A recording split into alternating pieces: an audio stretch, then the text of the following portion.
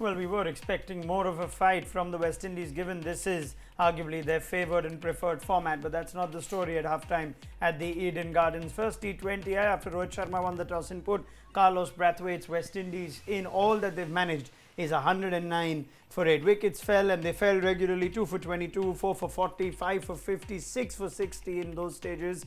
And they never really quite got going, did the Windies. Fabian Allen's 27 on debut, but it was wickets for Kuldeep Yadav, wickets for Krunal Pandya, and all the Indian bowlers had a pretty nice outing first 20 overs. Halftime chat on ESPN Cricinfo Matchday with Ajit Agarkar. We'll also get Phil Simmons in just a bit. That was disappointing. Yeah, almost embarrassing, really. Yeah, I mean, okay, there was maybe a little bit of grip in the surface, maybe not a 220, but on that ground with that outfield, just pretty ordinary. Indians, very sharp, solid, but very, very disappointing by the West Indies. Why are they ordinary?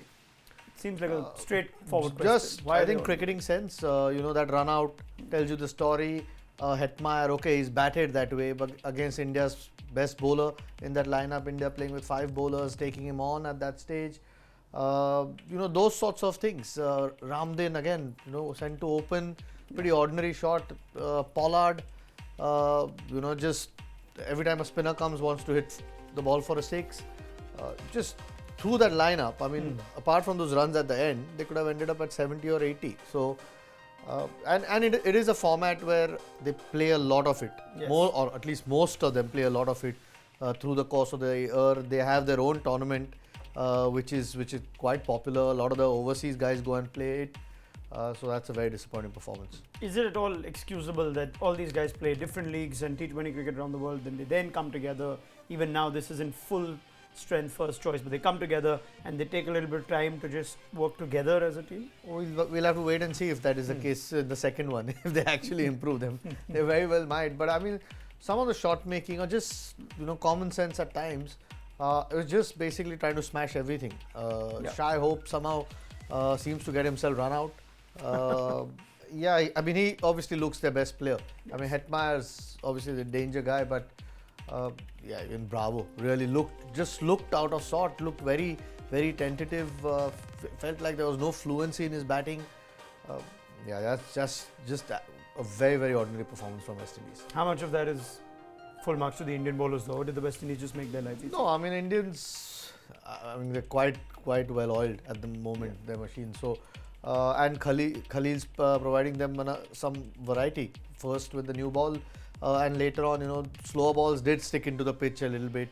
So that kind of variety, but they were still playing with 5 bowlers. Krunal Pandya had a really good day after giving 11 in his first over. He's ended up with 1 for 14 of his 4. I mean, it wasn't gripping the surface that much.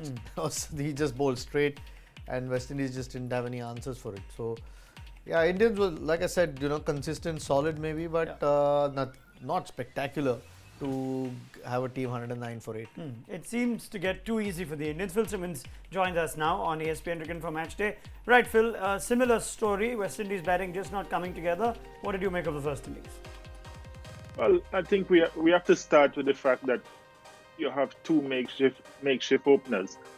You can't start like that. This game, the first 6 overs is extremely important to how you play.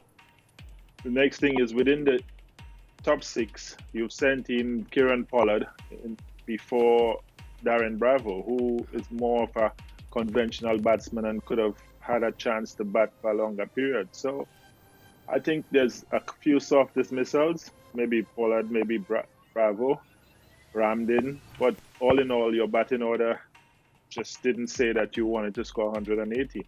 We were questioning Jason Holder and some of the decisions made in that last ODI, Phil.